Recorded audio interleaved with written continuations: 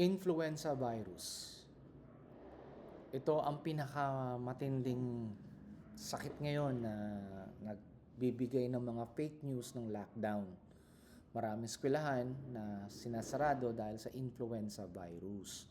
Ano ba tong influenza virus? Ayon kay Amazing Healing Plants na sinulat ni Dr. JC Corian, ang Amazing Healing Plants an acute infection affecting the respiratory tract. Anong sabihin nun? Sabihin acute. Matindi yung tama nito. Acute infection na ang tinatamaan niya ay ang respiratory tract, ang ating ilong, ang ating lalamunan, yung ating pong bronchus na nagiging dahilan kung bakit tayo ay inuubo. So meron pong ubo ito. At addition with the cough, meron po siyang, yun nga po, inflammation of the nasal mucosa. May headache and fever. Yan po ang ibig sabihin ng influenza. So totoo lang po, pag sinabi po natin influenza, which is viral infection, meaning ang dahilan po ng kanyang infection, ang kanyang causative organism ay virus. Ayon po sa medical science, sa mga doktor, wala pong antibiotic of choice ang influenza.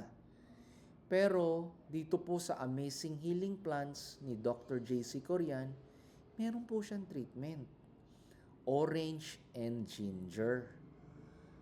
Kasi nga po, bakit po orange and ginger? Bakit po alam ni Dr. JC Corian? Kasi nga po, ang dahilan ng paggaling sa mga viral infection ay ang inaasahan lang natin po ay ang ating sariling katawan, ang immune system, na kailangan ito po ay ating palakasin, yung immune system po natin.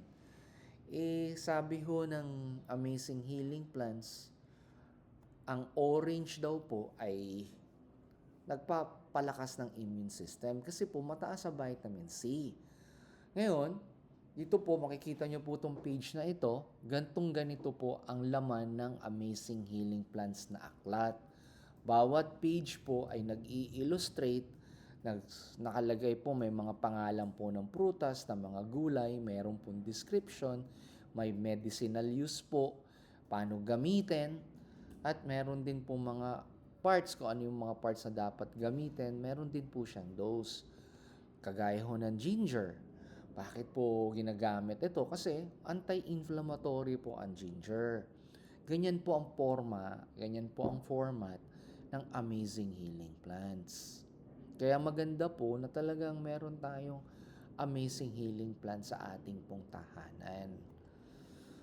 Sa totoo lang po, ang Amazing Healing Plants po ay it's more on prevention. Kasi nga po prevention is better than cure. Ano po bang ibig sabihin ng prevention? Ano po ba ang relationship ng Amazing Healing Plants sa sinasabi pong prevention is better than cure?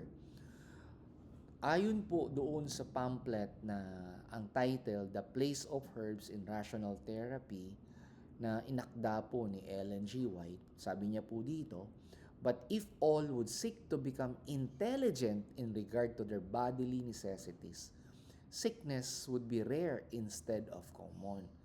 Ibig sabihin, kung naiintindihan po natin at malalaman po natin at may alam po tayo tungkol sa ating katawan, sa pangangailangan ng ating katawan, paano tayo maging healthy and strong, ang sakit po ay hindi po yan magiging karaniwan. Bihira po magkakasakit ang tao kasi alam niya kung anong gagawin niya. So yung Amazing Healing Plants po, yun po ang purpose nun. Bibigyan po tayo ng reliable information tungkol po sa health and wellness. Yan nga po, sinasabi po dyan, yung Amazing Healing Plants na yan, nagbibigay nga po ito ng reliable information in relationship with health and wellness. Paano nga ba? Itong Amazing Healing Plants po, sabi po, ay nag-e-educate, nagtuturo. Sabi po ni Ellen White, to educate the human family that the doctor alone knows all the ills of infants in persons of every age is false teaching. So, ano pong ibig sabihin? Dahil meron po tayong amazing plan sa bahay, makakaintindi rin po tayo kung bakit nagkakasakit at po paano po gamitin ang mga halaman para po ma-cure ang mga sakit. So, hindi lang po ang doktor ang pwede nating takbuhan, kundi tayo mismo, alam natin kung anong gagawin natin. Especially when it comes to yung tinatawag po nating first aid. Isa pong advantage din po na alam natin kung ano nangyayari sa katawan natin.